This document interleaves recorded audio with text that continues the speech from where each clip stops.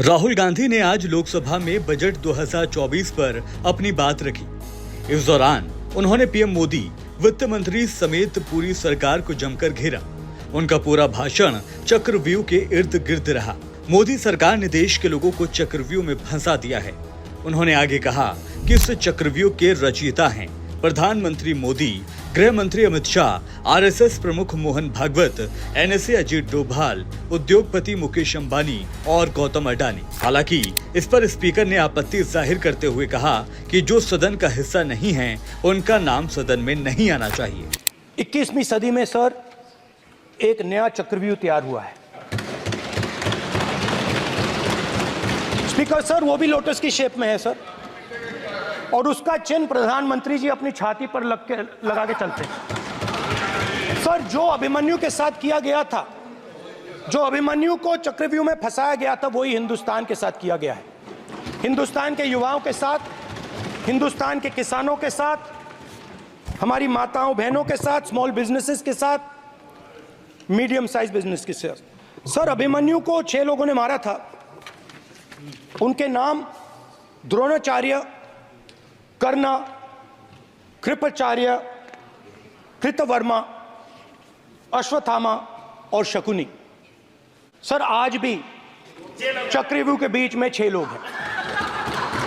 Sir, चक्रव्यूह के बिल्कुल सेंटर में, चक्रव्यूह में हजारों लोग होते हैं सर, मगर उसके बिल्कुल सेंटर में 6 लोग कंट्रोल करते हैं। ऐसे उस टाइम 6 लोग कंट्रोल करते थे, वैसे आज भी 6 लोग कंट्रोल कर रहे हैं।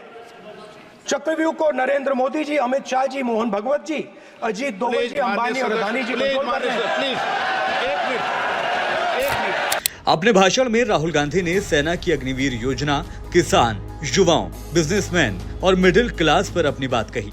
राहुल गांधी ने अग्निवीर योजना पर सरकार को घेरते हुए कहा कि इस बजट में भी सरकार ने अग्निवीरों के लिए पेंशन का ऐलान नहीं किया। पहली बार सेना के जवानों को आपने अग्निवीर के चक्रव्यूह में फंसाया। सही बात। इस बजट में अग्निवीरों के पेंशन के लिए 1 रुपया नहीं है। आप अपने आप को देशभक्त कहते हो, मगर जब अग्निवीरों की मदद करने की बात आती है, जवानों को पैसा देने की बात आती है, तो बजट में आपको 1 रुपया नहीं दिखाई देता। उनकी पेंशन के लिए 1 रुपया आपने नहीं दिया। तो उनको आपने अग्निवीर के चक्रव्यूह में फंसाया। उनके भाषण खत्म करने के बाद रक्षा मंत्री राजनाथ सिंह ने टिप्पणी की। उन्होंने कहा कि बजट पर जवाब वित्त मंत्री देंगी, लेकिन जब भी सभापति इजाजत देंगे वो अग्निवीर योजना पर चर्चा करने और जवाब देने के लिए तैयार हैं। अध्यक्ष महोदय, नेता प्रतिपक्ष ने बजट के संबंधित जो भी भ्रांतियां पैदा की हैं, जब बजट से संबंधित जवाब देने के लिए वित्त मंत्री जी खड़ी होंगी तो उन भ्रांतियों को लेकर जो भी क्लैरिफिकेशन देना है, जो कुछ भी देश को संदेश देना है, वो अपनी तरफ से संदेश देंगी।